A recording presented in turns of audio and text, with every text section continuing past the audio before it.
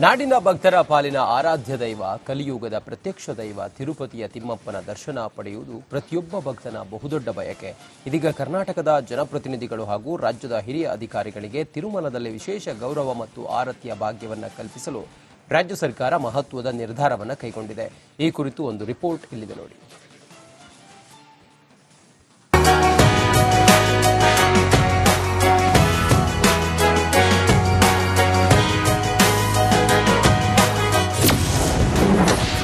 ರಾಜ್ಯದ ಜನಪ್ರತಿನಿಧಿಗಳಿಗೆ ತಿಮ್ಮಪ್ಪನ ಭಾಗ್ಯ. CM DK Shivakumar ಮಹತ್ವದ ಘೋಷಣೆ. ತಿರುಪತಿ ತಿರುಮಲ ದೇವಸ್ಥಾನದ ಸಂಪ್ರದಾಯದಂತೆ ಅಲ್ಲಿನ ಗರ್ಭಗುಡಿಯ ಒಳಮುಖ್ಯ ದ್ವಾರದ ಬಳಿ ತೆರಳಿ ಪೂಜೆ ಸಲ್ಲಿಸಲು ಮತ್ತು ಆರತಿ ಪಡೆಯಲು ಇಲ್ಲಿಯವರೆಗೆ ಮುಖ್ಯಮಂತ್ರಿಗಳಿಗೆ, ಮಂತ್ರಿಗಳಿಗೆ ಮಾತ್ರ ಅವಕಾಶವಿತ್ತು. ಈ ವಿಶೇಷ ಸೇವೆಯನ್ನ ಪ್ರತಿದಿನ ಕರ್ನಾಟಕ ಸರ್ಕಾರದ ವಿಶೇಷ ಅಧಿಕಾರಿಗಳು ದೇವಸ್ಥಾನದ ಆಡಳಿತ ಮಂಡಳಿ ವತಿಯಿಂದ ಪಡಿತಾ ಇದ್ರು. ಇದೀಗ ಈ ಸೌಲಭ್ಯವನ್ನು ವಿಸ್ತರಿಸಲಾಗಿದ್ದು, ಇನ್ಮುಂದೆ ರಾಜ್ಯದ ಸಚಿವರು, ಶಾಸಕರು, ಹಿರಿಯ ಅಧಿಕಾರಿಗಳು ಹಾಗೂ ನ್ಯಾಯಾಧೀಶರು ತಿರುಪತಿಗೆ ಭೇಟಿ ನೀಡಿದಾಗ ಶಿಷ್ಟಾಚಾರದ ಪ್ರಕಾರ ಅವರಿಗೂ ಕೂಡ ಆ ವಿಶೇಷ ಆರತಿಯನ್ನು ತಲುಪಿಸುವಂತೆ ವ್ಯವಸ್ಥೆ ಮಾಡಲಾಗುವುದು ಅಂತ ಮುಖ್ಯಮಂತ್ರಿ ಡಿಕೆ ಶಿವಕುಮಾರ್ ಹೇಳಿದ್ದಾರೆ.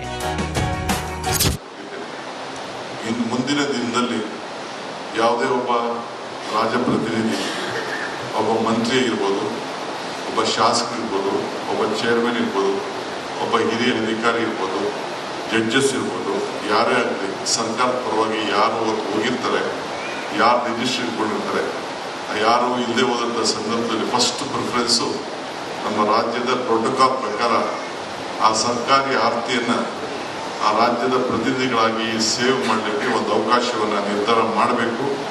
ನೋಡಿ, ಎಷ್ಟೋ ಮಂದಿ ಶಾಸಕರು ಹಾಗೂ ಜನಪ್ರತಿನಿಧಿಗಳು ತಿರುಪತಿಗೆ ಹೋದಾಗ ಸೂಕ್ತ ದರ್ಶನ ಸಿಗದೆ ಅಸಮಾಧಾನದಿಂದ ವಾಪಸ್ ಬರುವಂತಹ ಪರಿಸ್ಥಿತಿ ಎದುರಾಗಿತ್ತು.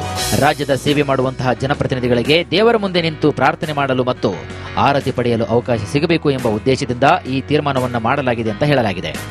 ಆದರೆ ಇಂತಹ ಆದೇಶವನ್ನು ಮಾಡಲು ಬರುವುದಿಲ್ಲ. ಒಂದೊಮ್ಮೆ ಅಂತಹ ನಿರ್ಧಾರ ಮಾಡಬೇಕು ಎಂದಾದರೆ ಟಿಟಿಡಿ ಬೋರ್ಡ್ ತೀರ್ಮಾನ ಮಾಡಬೇಕು, ಅಲ್ಲಿಯ ಸರ್ಕಾರ ಮಾಡಬೇಕು. ನಮ್ಮ ರಾಜ್ಯದ ಸಿಎಂ ಆದೇಶ ಮಾಡಲು ಆಗುವುದಿಲ್ಲ. ಒಂದು ವೇಳೆ ಅಂತಹ ಆದೇಶ ಆದ್ರೆ ನಮ್ಮ ಶಾಸಕರು ಸಿಎಂಗೆ ಋಣಿಯಾಗಿರ್ತೀವಿ ಅಂತ ಮಾಜಿ ಟಿಟಿಡಿ ಸದಸ್ಯರು ಹಾಗೂ ಶಾಸಕರು ಆಗಿರುವ ಎಸ್ಆರ್ ವಿಶ್ವನಾಥ್ ಹೇಳಿದ್ದಾರೆ. ಹೇಳಿ ಸರ್.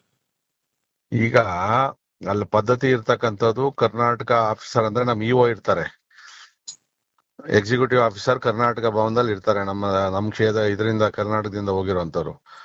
ಅಲ್ಲೇನು ಅಂತಂದ್ರೆ ನಮ್ದು ಪ್ರಥಮ ಪೂಜೆ ಅಂದ್ರೆ ಎಲ್ಲಾ ಮಠಗಳು ಏನಿರ್ತವೆ ಎಲ್ಲಾರ ಪರವಾಗೂ ಅವ್ರದೊಂದು ಫಸ್ಟ್ ಅವ್ರದ್ದು ಮಂಗಳಾರತಿ ಮಾಡ್ತಾರೆ, ದೇವ್ರ ದರ್ಶನ. ಅದಾದ್ಮೇಲೆ VIP ಬಿಡುವಂಥದ್ದು, ಬೇರೆಯವ್ರಿಗೆಲ್ಲ ಕೂಡ ಬಿಡುವಂಥದ್ದು.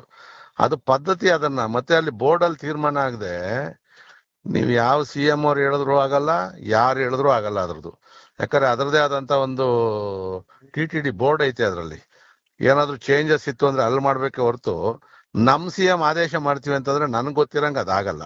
ಕರ್ನಾಟಕ ಮತ್ತು ತಿರುಪತಿ ದೇವಸ್ಥಾನದ ನಡುವೆ ಶತಮಾನಗಳ ಸಂಬಂಧವಿದೆ. ವಿಜಯನಗರ ಸಾಮ್ರಾಜ್ಯದ ಕಾಲದಿಂದಲೂ ಹಿಡಿದು ತಿರುಮಲ ಕ್ಷೇತ್ರಕ್ಕೆ ಕರ್ನಾಟಕದ ಅರಸರು ಅಪಾರ ಪ್ರಮಾಣದ ಸೇವೆಯನ್ನು ಸಲ್ಲಿಸುತ್ತಾನೆ ಬಂದಿದ್ದಾರೆ.